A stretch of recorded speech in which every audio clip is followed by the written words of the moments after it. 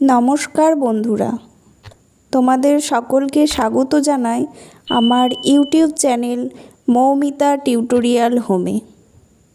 আজকে আমরা আলোচনা করব পঞ্চম শ্রেণীর আমার গণিত বইয়ের 95 থেকে 98 নম্বর পৃষ্ঠার অঙ্কগুলি। চলো তাহলে আজকের ভিডিওটি শুরু করা যাক। 95 পাতায় আছে যোগ করি, ভগ্নাংশের যোগগুলো আমরা খাতায় করে নেব, দেখে নাও। 3 দাগের কয়েকটা আছে 1-এর 2 যোগ 1-এর 4 যোগ 1-এর 8। আমরা সব হরগুলোকে সমান করব, সবগুলোকে 8-এ আনবো। প্রথমেরটা তাহলে 4 দিয়ে গুণ করে 4-এর 8, তারপরেরটা 2 দিয়ে গুণ করে 2-এর 8, তারপরেরটা 1-এর 8। এবার আমরা যোগ করব 4 যোগ 2 যোগ 1, তাহলে কত হচ্ছে 7-এর 8। ক্ষয়েরটা দেখো 2-এর 3 যোগ 2-এর 27 যোগ 1-এর 9, তাহলে সবগুলোকে 27-এ আনতে হবে হরগুলো। তাহলে প্রথমেরটা 9 দিয়ে গুণ করে 18-এর 27, তারপরেরটা যেমন 2-এর 27 আছে, তারপরেরটা 3 দিয়ে গুণ করে 3-এর 27। তাহলে আমরা এবার যোগ করব লবগুলো, 18 যোগ 2 যোগ 3, তখন 23-এর 27। গয়েরটা আছে 1-এর 4 1-এর 8 2-এর 16, তাহলে সবগুলোকে 16-এ আনবো। প্রথমেরটা তাহলে 4 দিয়ে গুণ করা হয়েছে 4-এর 16,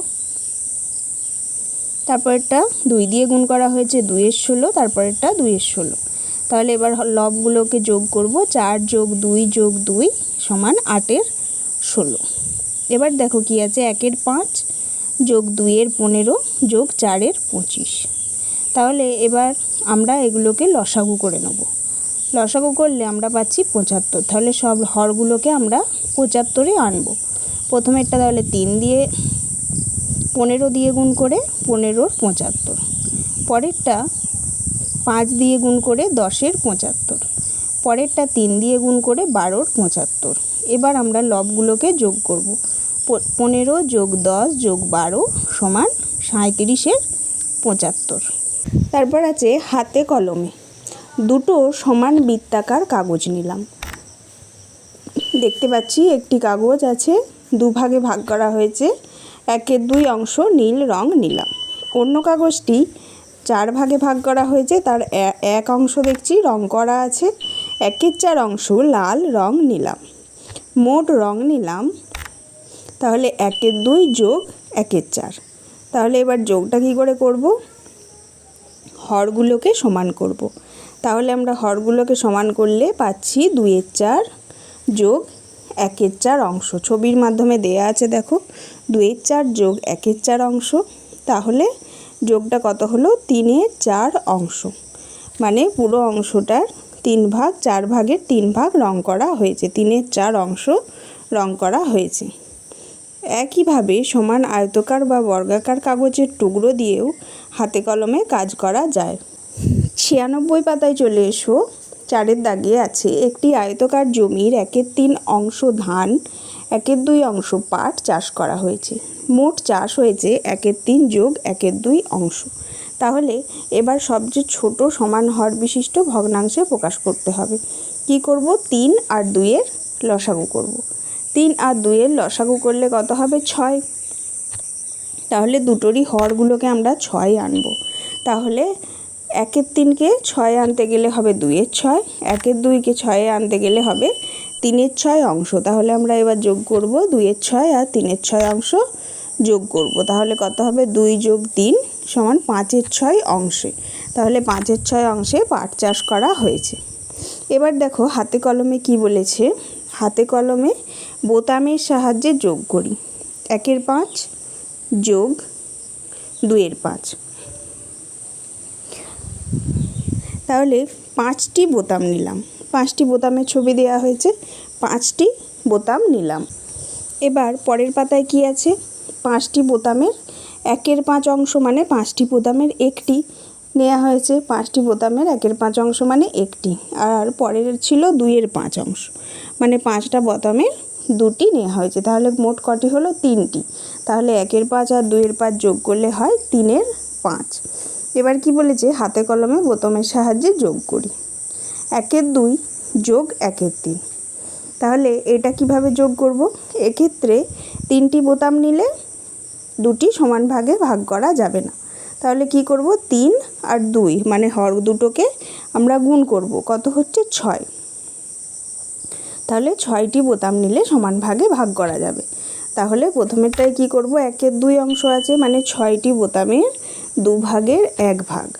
6টি বোতামকে আমরা 2 ভাগে করলে 3টে 3টে করে নিয়েছি, 2 ভাগের 1 ভাগ মানে 3টে।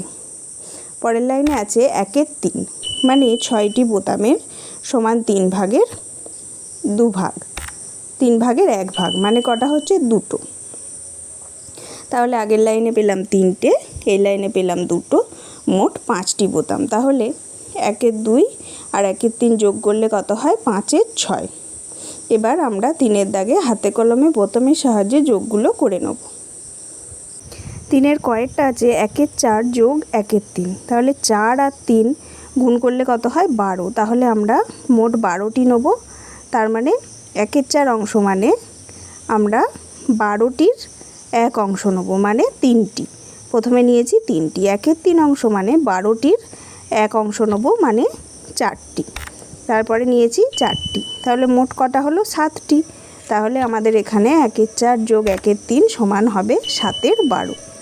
ক্ষয়েরটা আছে দেখো 1-এর 5 যোগ 1-এর 3, তাহলে 5 আর 3 গুণ করলে কত হয়, 15। তাহলে 1-এর 5 15-র 1 অংশ নেব মানে 3টি, আর 1-এর 3 মানে 15-র 1 অংশ নেব মানে 5টি। তাহলে 3 আর 5-এ যোগ করলে হয় 8টি। তাহলে 1-এর 5 যোগ 1-এর 3 সমান 8-এর 15। 98 পাতায় কি আছে দেখো, চৌবাচ্চায় কত জল আছে দেখি। স্কুলে খাবার জলের চৌবাচ্চা 5-এর 8 অংশ জলপূর্ণ ছিল। সারাদিন জল ব্যবহারের ফলে দিনের শেষে 5-এর 12 অংশ জল আছে। সারাদিনে কত জল ব্যবহার হয়েছে, 8 ও 12-র লসাগু করা হয়েছে। 8 ও 12-র লসাগু 2 দিয়ে করা হয়েছে 4 ও 6, তারপরে 2 দিয়ে করা হয়েছে 2 আর 3, তারপরে 2 দিয়ে 1 আর 3, তারপরে 3 দিয়ে 1 আর 1। তাহলে লসাগু আমরা সবগুলো গুণ করেছি, 2 গুণ 2 গুণ 2 গুণ 3 সমান 24। তাহলে এবার কিভাবে করব, এটা নিয়মটা একটু অন্য। 5-এর 8 বিয়োগ 5-এর 12। তাহলে আমরা প্রথমে হরটাকে লসাগু দিয়ে ভাগ করব, কত আসছে 3। 24 দিয়ে ভাগ করলে আসছে 3, সেই 3টাকে আমরা আবার লবের সঙ্গে গুণ করব। দেখো আছে 5 গুণ 3। আবার পাশেরটাও একইভাবে, হর আছে 12, 12কে 24 দিয়ে ভাগ করলে আসছে 2, 2টাকে আবার 5-এর সঙ্গে গুণ করব। তাহলে করেছি দেখো 5 গুণ 2, তাহলে আসছে 15 বিয়োগ 10, তাহলে আসছে কত, 5-এর 24 অংশ। 1-এর দাগের অঙ্কটা আছে, স্কুলের বৃত্তাকার বাগানে 3-এর 10 অংশ ফুলের গাছ বসানো হবে। 1-এর 5 অংশে নতুন চারা বসানো হবে, কত অংশ এখনও চারা গাছ বসানো বাকি আছে। তাহলে 3-এর 10 বিয়োগ 1-এর 5। একইভাবে আমরা করব 10 আর 15-র লসাগু করলে আসে 30। এবার কি করব, 10কে 30 দিয়ে আগে ভাগ করব, কত আসবে 3। 3কে আবার ওই লব 3-এর সাথে গুণ করব। 15টাকেও তাই 30 দিয়ে ভাগ করলে আসে 2। 2কে লব 1-এর সঙ্গে গুণ করব। তাহলে আমাদের কত হচ্ছে 9 বিয়োগ 2, তাহলে কত হলো 7-এর 30 অংশ। 7-এর 30 অংশে এখনও চারা গাছ বসানো হয়নি। আজকের ভিডিওটি এখানেই শেষ হলো। যদি ভিডিওটি ভালো লেগে থাকে অবশ্যই চ্যানেলটিকে সাবস্ক্রাইব করুন এবং এই ধরনের আরও ভিডিও পেতে কমেন্ট করুন।